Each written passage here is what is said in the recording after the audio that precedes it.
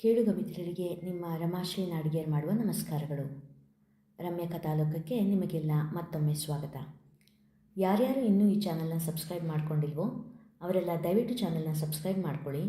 ಕಥೆಯನ್ನು ಹೆಚ್ಚು ಹೆಚ್ಚು ಜನರಿಗೆ ಶೇರ್ ಮಾಡಿ, ಲೈಕ್ ಮಾಡಿ ಹಾಗೂ ಕಮೆಂಟ್ ಮಾಡಿ ಪ್ರೋತ್ಸಾಹಿಸಿ. ನೀವೀಗ ನಾನಿನ್ನ ಧ್ಯಾನದಲ್ಲಿರೋ ಕಾದಂಬರಿಯ 30ನೇ ಭಾಗವನ್ನು ಕೇಳ್ತಾ ಇದ್ದೀರಾ. ಅದೊಂದು ಸುಂದರ ಬೆಳಕು. ಭಾನುವಿನ ಓಕುಳಿಯ ರಂಗಿನಲ್ಲಿ ಮಿಂದಿದೆ. ಭೂರಮೆ ತನ್ನ ಇನಿಯನ ಆಗಮನಕ್ಕೆ ಸುಮರಾಶಿಯನ್ನು ಅರಳಿಸಿ ಸ್ವಾಗತ ಕೋರುತ್ತಿದ್ದಾಳೆ. ನಾಚಿಕೆ ಇಬ್ಬನಿಯಿಂದ ತೊಯ್ದ ನೆಲ ಸೂರ್ಯರಶ್ಮಿಯ ಬಿಸುಪಿಗೆ ಮೈಯೊಡ್ಡಿ ನಿಂತಿದೆ. ಬೆಳಗಿಗೆ ಸ್ವಾಗತ ಕೋರಲು ಇಂಪಾದ ಕೊರಳುಗಳು ಸನ್ನದ್ಧವಾಗಿದೆ. ಅದೊಂದು ಸಂಗೀತ ಕುಟೀರ. ತಂಬೂರಿಯಲ್ಲಿ ನಾದ ಹೊಮ್ಮಿಸುತ್ತಾ ಅರನಿಮೀಲಿತ ನಯನದವಳಾಗಿ ನಾದದೇವತೆಯೊಳಗೆ ಲೀನವಾಗಿ ಸ್ವರ ಲಯ ಶ್ರುತಿಯ ಅಬ್ಧಿಯೊಳಗೆ ಮುಳುಗೀಳುತ್ತಿದ್ದಾಳೆ ಸಂಧ್ಯಾ. ಅವಳು ಆ ಜಾಗ ಸೇರಿ ತಿಂಗಳುಗಳೇ ಕಳೆದಿವೆ. ಈಗ ಅವಳ ಧ್ಯಾನ, ಉಸಿರು, ಜಗತ್ತೆಲ್ಲ ಸಂಗೀತವೇ. ಸಂಗೀತಕ್ಕಾಗಿಯೇ ಅವಳ ಜೀವನ ಮುಡುಪು. ರಾಗಗಳೇ ಅವಳ ಸಂಗಾತಿ. ಅವಳ ಕಣಕಣವೂ ಸಂಗೀತಕ್ಕೆ ಅರ್ಪಿತ. ಮುಂಜಾನೆ 5ರಿಂದಲೇ ಅವಳ ದಿನಚರಿ ಶುರು. ಮಾನಸಿಕ ಆರೋಗ್ಯಕ್ಕಾಗಿ ಶುರುವಾದ ಧ್ಯಾನದ ಅಭ್ಯಾಸದಿಂದ ಅವಳ ಬೆಳಗು ಆರಂಭ. ಮನಸ್ಸನ್ನು ಉಸಿರಲ್ಲೇ ಕೇಂದ್ರೀಕರಿಸಿ ಗಂಟೆಗಳ ಧ್ಯಾನ ಮಾಡಬಲ್ಲಳು. ಎಲ್ಲ ಚಿಂತೆಗಳಿಂದ ನಿವೃತ್ತಳಾಗಿ ತನ್ನ ಮನಸ್ಸನ್ನು ಸ್ಥಿರವಾಗಿಸಿಕೊಳ್ಳುವ ಕಲೆ ಈಗ ಅವಳಿಗೆ ಒಲಿದಿದೆ. ಅವಳ ಮನವೀಗ ಪ್ರಶಾಂತ ಕೊಳ. ಕೆಲವೊಮ್ಮೆ ಹಳೆಯ ನೆನಪಿನಿಂದ ಅಲೆಗಳು ಎದ್ದರೂ ಕೊಳ ರಾಡಿಯಾಗದೆ ತಿಳಿಯಾಗಿ ಇಟ್ಟುಕೊಳ್ಳಬಲ್ಲಳು ಈ ಸಂಧ್ಯಾ. ಧ್ಯಾನದ ನಂತರ ಅವಳ ದಿನವೆಲ್ಲ ಸಂಗೀತ ಸಂಗೀತ ಸಂಗೀತ. ಬೇರೆ ಯಾವ ಅಥವಾ ಯಾರ ನೆನಪಿಗೂ ಅವಕಾಶವೇ ಇರದಂತೆ ಅಭ್ಯಾಸದಲ್ಲಿ ತೊಡಗುತ್ತಾಳೆ. ರವಿ, ಮೈತ್ರಿ ಇಬ್ಬರು ನನ್ನ ಮಾತನ್ನು ಕೇಳಿ. ಇನ್ನು ನಾನು ನಿಮ್ಮ ಮಾತನ್ನು ಕೇಳ್ತಾ ಕೂರೋದಕ್ಕೆ ಸಾಧ್ಯ ಇಲ್ಲ. ಮುಂದಿನ ಮುಹೂರ್ತದಲ್ಲೇ ನಿಮ್ಮ ಮದುವೆ. ನೀವು ಸಾಲ ಸೋಲ ಅನ್ನೋ ಕಥೆಯೆಲ್ಲ ನನ್ನ ಹತ್ರ ಹೇಳಬೇಡಿ. ಈ ಬಾರಿ ಚಂದ್ರಿಕಾ ಖಡಾಖಂಡಿತವಾಗಿ ರವಿಯ ಮದುವೆ ಮಾಡಲೇಬೇಕು ಎಂದು ತೀರ್ಮಾನಿಸಿಯೇ ಬಂದಿದ್ದಳು. ಅಕ್ಕ ಪ್ಲೀಸ್, ಯಾಕೆಷ್ಟು ಹಠ ಮಾಡ್ತಾ ಇದೀಯಾ? ನಾವೇನು ಮದುವೆ ಆಗಲ್ಲ ಅಂತ ಹೇಳ್ತಿಲ್ಲ. ಸ್ವಲ್ಪ ಸಮಯ ಎನ್ನುತ್ತಿದ್ದವನ ಮಾತನ್ನು ತನ್ನ ಅಂಗೈ ಸನ್ನೆಯಿಂದಲೇ ತಡೆದರು ಚಂದ್ರಿಕಾ. ನಿನಗೆ ನನ್ನ ಮೇಲೆ ಸ್ವಲ್ಪನಾದರೂ ಗೌರವ ಇದ್ದರೆ ಮದುವೆಗೆ ಒಪ್ಕೋ, ಇಲ್ಲ ಅಂದರೆ ನಿಮ್ಮಿಷ್ಟ ಎಂದು ಇಬ್ಬರ ಕಡೆಗೂ ಒಮ್ಮೆ ನೋಡಿ ಅಲ್ಲಿಂದ ಹೊರಟವಳ ಕಣ್ಣಲ್ಲಿ ನೀರು ಕಂಡವನಿಗೆ ಏಕೋ ಕಸಿವಿಸಿ. ಅಕ್ಕ, ಅದಕ್ಕೆ ಯಾಕೆ ಕಣ್ಣೀರು ಹಾಕ್ತೀಯಾ?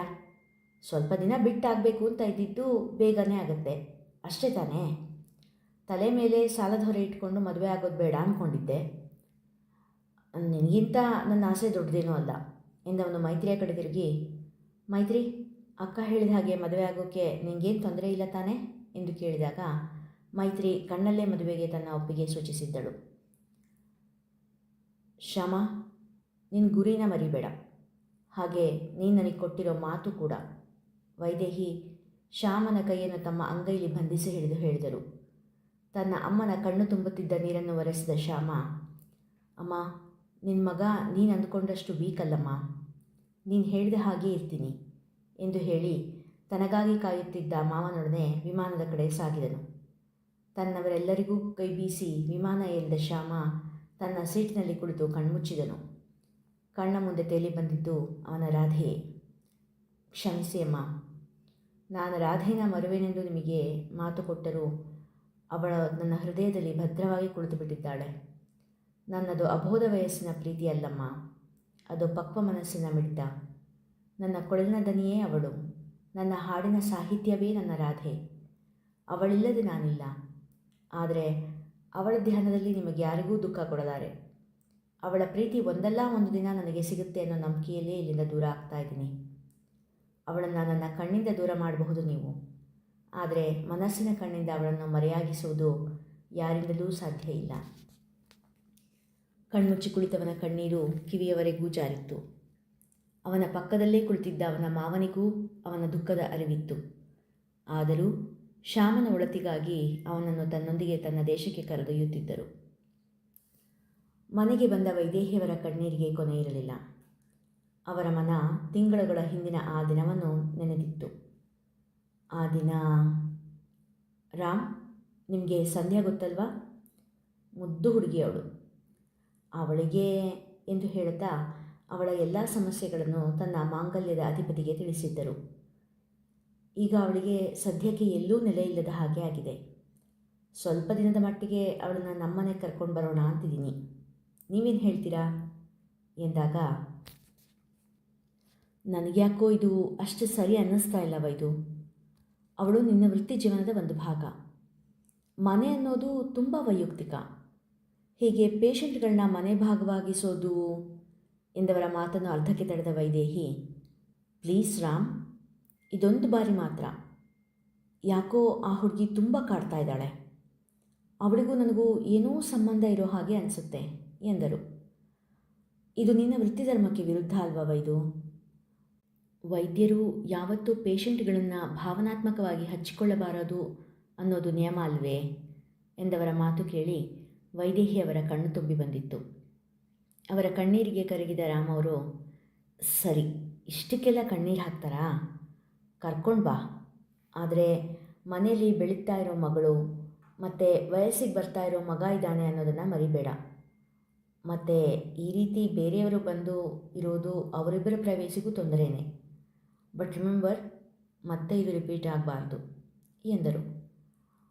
ಮಾರನೇ ದಿನ ಸಂಧ್ಯಾಳನ್ನು ಮನೆಗೆ ತರುವ ಉತ್ಸಾಹದಲ್ಲಿ ಇದ್ದರು ವೈದೇಹಿ. ಇದೇನು ಮುರಳಿ, ಕಾಲೇಜಿಗೆ ಹೋಗಲಿಲ್ವಾ? ಶ್ಯಾಮ ಆವಾಗಲೇ ಹೋದ್ನಲ್ಲ. ಮನೆ ಬಾಗಿಲಲ್ಲಿ ತಮಗಾಗಿ ಕಾದು ನಿಂತಿದ್ದ ಮುರಳಿಯನ್ನು ಕಂಡು ಆಶ್ಚರ್ಯದಿಂದ ನುಡಿದರು ವೈದೇಹಿ. ಆಂಟಿ, ನಿಮ್ಮ ಹತ್ರ ಸ್ವಲ್ಪ ಮಾತಾಡಬೇಕಿತ್ತು. ತುಸು ಸಂಕೋಚದಿಂದಲೇ ಬಂದಿತ್ತು ಅವನ ಸ್ವರ. ಸಂಜೆ ಬಂದು ಮಾತಾಡೋಣವಾ? ಈಗ ನನಗೆ ತುಂಬ ಮುಖ್ಯವಾದ ಕೆಲಸ ಇದೆ, ಮತ್ತು ನಿನ್ನ ಕಾಲೇಜಿಗೆ ಕೂಡ ತಡ ಆಗ್ಬೋದು. ಸಂಧ್ಯಾಳನ್ನು ಆದಷ್ಟು ಬೇಗ ತನ್ನ ಮನೆಗೆ ಕರೆತಂದು ಮನೆಯವರೆಲ್ಲರ ಪ್ರೀತಿಯನ್ನು ಉಣಬಡಿಸಿ ಅವಳನ್ನು ಜೀವನ್ಮುಖಿಯಾಗಿಸುವ ಆತುರ ಅವರದ್ದು. ಇಲ್ಲ ಆಂಟಿ, ಈಗಲೇ ಮಾತಾಡಬೇಕು ಎಂದವನ ಮುಖ ನೋಡಿದರು ವೈದೇಹಿ. ಮುಖದ ತುಂಬ ದುಗುಡದ ಗೆರೆಗಳನ್ನು ನೋಡಿ, ಸರಿ ಬಾ, ನಮ್ಮ ರೂಮಲ್ಲೇ ಕೂತ್ಕೊಂಡು ಮಾತಾಡೋಣ ಎಂದು ಒಳಗೆ ಕರೆದೊಯ್ದರು. ಹೇಳು, ಏನು ವಿಷಯ? ಬಂದು 5 ನಿಮಿಷವಾದರೂ ಏನು ಮಾತಾಡದೆ ಕುಳಿತವನ ಮುಂದೆ ಕಾಫಿಯ ಲೋಟವನ್ನು ಇರಿಸಿ ಕೇಳಿದರು. ಅದು ಎನ್ನುತ್ತಾ ಕೈ ಹೊಸೆಯುತ್ತಾ ಕುಳಿತವನ ಪಕ್ಕದಲ್ಲೇ ಕುಳಿತು ಭುಜದ ಮೇಲೆ ಕೈ ಇಟ್ಟು, ಸಂಕೋಚ ಮಾಡಿಕೊಳ್ಳಬೇಡ, ಏನೇ ತೊಂದರೆ ಇದ್ದರೂ ಹೇಳು. ನಿನ್ನ ಮನೆಯವರೆಗೂ ವಿಷಯ ಹೋಗುತ್ತೆ ಅನ್ನೋ ಭಯ ಬೇಡ ಎಂದು ಹೇಳಿದರು. ಆಂಟಿ, ಇದು ಶ್ಯಾಮನ ವಿಷಯ. ಶ್ಯಾಮನ ಬಗ್ಗೆನಾ? ಏನಪ್ಪ ಅದು? ಚೂರು ತುಂಟತನದ ಸ್ವರದಲ್ಲೇ ಕೇಳಿದರು. ಸ್ನೇಹಿತರಿಬ್ಬರ ನಡುವಿನದ್ದೇನೋ ವಿಷಯ ಎಂಬ ಭಾವ ಅವರದ್ದು. ಅದು ಶ್ಯಾಮ ಇತ್ತೀಚೆಗೆ ಯಾವುದರಲ್ಲೂ ಆಸಕ್ತಿ ತೋರಿಸ್ತಾ ಇಲ್ಲ ಅನ್ನೋದು ನಿಮಗೂ ಗೊತ್ತಿದೆ ಅಲ್ವಾ ಆಂಟಿ ಎಂದಾಗ ಕುತೂಹಲದಿಂದ ಮುರಳಿಯ ಕಡೆ ನೋಡಿದರು ವೈದೇಹಿ. ಮುಂದುವರೆಸು ಎನ್ನುವಂತಿತ್ತು ಅವರ ನೋಟ. ಅದಕ್ಕೆ ಕಾರಣ ಸಂಧ್ಯಾ. ಶ್ಯಾಮ ಸಂಧ್ಯಾನ ಪ್ರೀತಿಸ್ತಾ ಇದ್ದಾನೆ ಎಂದು ಒಂದೇ ಉಸಿರಲ್ಲಿ ಹೇಳಿದ. ವೈದೇಹಿಯವರ ಕೈಲಿದ್ದ ಕಾಫಿ ನೆಲ ಸೇರಿತ್ತು. ಏನು ಹೇಳ್ತಾ ಇದೆಯಾ ಮುರಳಿ? ಶ್ಯಾಮ, ಸಂಧ್ಯಾ, ಸ್ವಲ್ಪ ಬಿಡಿಸಿ ಹೇಳು. ವೈದೇಹಿಯವರ ಸ್ವರದಲ್ಲಿ ಗೊಂದಲಭರಿತ ಆತಂಕವಿತ್ತು. ಅದು ಆಂಟಿ, ಒಂದು ಸಾರಿ ದೇವಸ್ಥಾನದಲ್ಲಿ ಸಂಧ್ಯಾ ಹಾಡೋದನ್ನು ಕೇಳಿದ್ದ ಶ್ಯಾಮ. ಅವಳನ್ನು ನೋಡದೆ ಅವಳನ್ನು ಆರಾಧಿಸ್ತಿದ್ದ. ಸಂಧ್ಯಾ ನಮ್ಮ ಕಾಲೇಜಿಗೆ ಸೇರ್ಕೊಂಡ್ಮೇಲೆ ಅವಳೇ ಶ್ಯಾಮ ಹುಡುಕ್ತಾ ಇದ್ದ ರಾಧೆ ಅಂತ ಗೊತ್ತಾಯಿತು. ಅವಳನ್ನು ಅವನು ತುಂಬ ಹಚ್ಕೊಂಡು ಬಿಟ್ಟಿದ್ದಾನೆ ಎಂದು ಮೊದಲಿನಿಂದ ನಡೆದದ್ದೆಲ್ಲವನ್ನೂ ವಿವರವಾಗಿ ಹೇಳಿದ. ಆದರೆ ಸಂಧ್ಯಾ ರವೀನಾ ಎಂದು ನಿಧಾನವಾಗಿ ನುಡಿದ ವೈದೇಹಿಯ ಮಾತು ಮುರಳಿಯ ಕಿವಿ ಸೋಕಿತ್ತು. ಹೌದು ಆಂಟಿ, ನಿನ್ನೆ ಛಾಯಾ ನನಗೆ ಈ ವಿಷಯ ಹೇಳಿದ್ಲು. ಮೊದಲೇ ಶ್ಯಾಮ ಅವಳನ್ನು ತುಂಬ ಹಚ್ಕೊಂಡು ಬಿಟ್ಟಿದ್ದಾನೆ. ಇನ್ನು ಈ ವಿಷಯ ತಿಳಿದ್ರೆ ಎಂದವನ ಮಾತನ್ನು ಕತ್ತರಿಸಿ, ನೋನು, ಅವನಿಗೀಗಲೇ ಏನೂ ಹೇಳಬೇಡ. ನಾನು ಸಮಯ ಸಂದರ್ಭ ನೋಡಿಕೊಂಡು ವಿಷಯ ತಿಳಿಸ್ತೇನೆ ಎಂದರು. ಚಿಂತೆಯ ಕಾರ್ಮೋಡ ಅವರ ಮುಖದ ತುಂಬ ಹರಡಿತ್ತು. ಸುನೀತಾ, ನಿನ್ನಿಂದ ಒಂದು ಸಹಾಯ ಆಗಬೇಕು ಎಂದ ವೈದೇಹಿ ತಮ್ಮೂರಿನಿಂದ 300 ಕಿಲೋಮೀಟರ್ ದೂರವಿದ್ದ ಗೆಳತಿಯರೊಳಗೆ ಕರೆ ಮಾಡಿದ್ದರು. ತಮ್ಮ ಸಹಪಾಠಿಯಾಗಿದ್ದು ತಮ್ಮಂತೆಯೇ ಸಂಗೀತ ಶಾಲೆ ನಡೆಸುತ್ತಿದ್ದ ಸುನೀತಾ ಮತ್ತು ನಂದನ್ ದಂಪತಿಗಳೇ ಸಂಧ್ಯಾಳ ಸಮಸ್ಯೆಗೆ ಸದ್ಯದ ಪರಿಹಾರ ಎಂದು ಯೋಚಿಸಿ ಅವರಿಗೆ ಕರೆ ಮಾಡಿ ಸಂಧ್ಯಾಳ ಪೂರ್ವಾಪರವನ್ನೆಲ್ಲ ತಿಳಿಸಿದ್ದರು.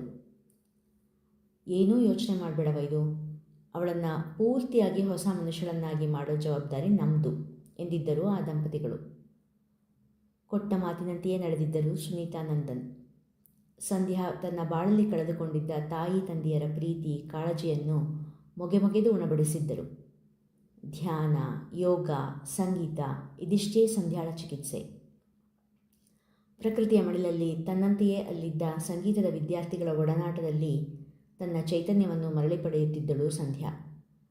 ಅವರು ನೀಡಿದ ವಾತ್ಸಲ್ಯದ ಹರಿವಲ್ಲಿ ಸಂಧ್ಯಾ ಎಲ್ಲರನ್ನೂ ಮರೆತಿದ್ದಳೋ ಅಥವಾ ಮರೆತಂತೆ ನಟಿಸಿದ್ದಳೋ ನೋಡೋಣ ಮುಂದಿನ ಸಂಚಿಕೆಯಲ್ಲಿ. ಇಲ್ಲಿಗೆ ಇಂದಿನ ಸಂಚಿಕೆ ಮುಗಿಯಿತು. ಮುಂದಿನ ಕತೆ ಮುಂದಿನ ಸಂಚಿಕೆಯಲ್ಲಿ. ಈ ಕತೆ ಇಷ್ಟ ಆಗಿದ್ದರೆ ದಯವಿಟ್ಟು ಹೆಚ್ಚು ಜನರಿಗೆ ಶೇರ್ ಮಾಡಿ, ಲೈಕ್ ಮಾಡಿ, ಕಾಮೆಂಟ್ ಮಾಡಿ ನಮ್ಮನ್ನು ಪ್ರೋತ್ಸಾಹಿಸಿ. ಧನ್ಯವಾದಗಳು.